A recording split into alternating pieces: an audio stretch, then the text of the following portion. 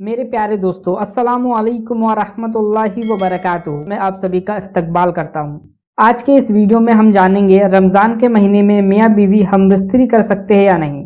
क्या रमज़ान के महीने में ऐसा करना जायज़ है या नहीं, और अगर जायज़ है तो रमज़ान में किस वक्त हम बिस्तरी करना चाहिए।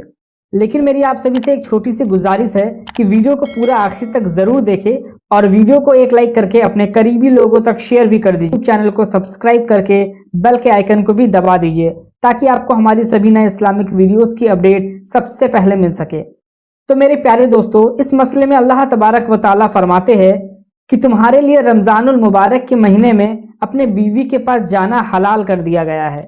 वो तुम्हारे लिए लिबास है और तुम उनके लिए लिबास हो। तो ऐसे में शौहर अपनी बीवी के साथ रमज़ान के महीने की रातों में भी हमबिस्तरी कर सकता है। ये बिल्कुल जायज़ है।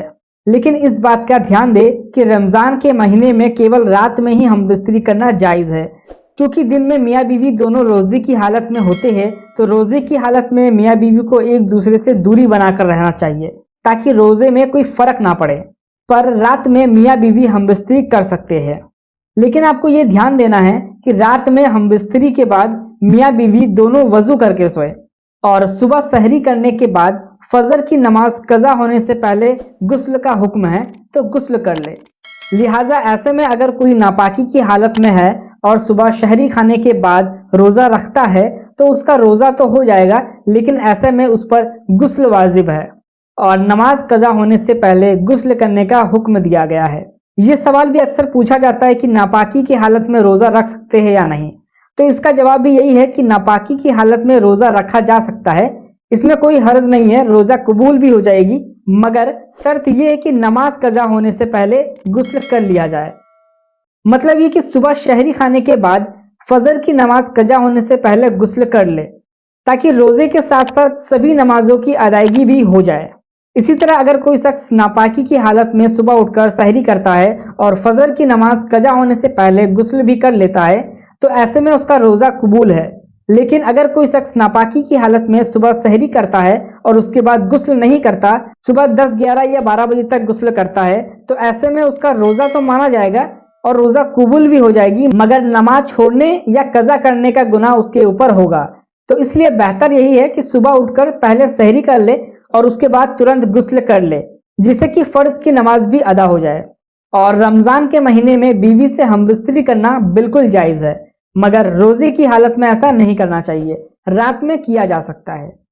तो मेरे प्यारे दोस्तों, मियाँ बीवी का रिश्ता एक बहुत ही पाकीज़ा और खूबसूरत रिश्ता है और इस रिश्ते को सही तरीके से गुजारने का इल्म होना भी बहुत ज़्यादा ज़रूरी है।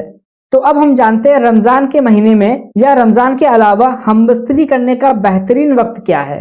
अगर हम इस्लामी नज़रिए से इस मसले की बात करें तो हमें पता चलता है कि हमबिस्तरी का बेहतरीन वक्त रात का पिछला हिस्सा है, क्योंकि हज़रत आयशा रज़ी अल्लाह ताला अन्हा से रिवायत है कि रसूलुल्लाह सल्लल्लाहु ताला अलैहि वसल्लम ने हमबिस्तरी के लिए रात के पिछले हिस्से को पसंद फरमाया है। तो इससे ये बात साबित होती है कि हमबिस्तरी के लिए बेहतरीन वक्त रात का पिछला हिस्सा है। और अगर हम रमज़ानुल मुबारक के हवाले से बात करें तो दिन के वक्त रोज़े की हालत में बीवी से हमबिस्तरी करना जायज़ नहीं है। इसलिए रमज़ान के महीने में भी हमबिस्तरी के लिए बेहतरीन वक्त रात का पिछला हिस्सा है। पहले हिस्से में भी मना नहीं किया गया है, लेकिन पिछला हिस्सा ज़्यादा बेहतर है। और इसकी एक वजह यह भी है कि रात के पिछले हिस्से में हमबिस्तरी करने वाले मियाँ बीवी बहुत कम वक्त के लिए नापाकी की हालत में होते हैं, और अगर रात के पहले हिस्से में हमबिस्तरी कर लिया जाए तो पूरी रात नापाकी की हालत में गुजारना पड़ता है। तो मेरे प्यारे दोस्तों, उम्मीद है कि आप इस मसले को समझ गए होंगे। अगर आपके मन में अभी भी कोई सवाल है तो आप हमसे कमेंट के जरिए पूछ सकते हैं। वीडियो पसंद आई हो तो वीडियो को लाइक करके अपने करीबी लोगों तक वीडियो को शेयर कर दीजिए।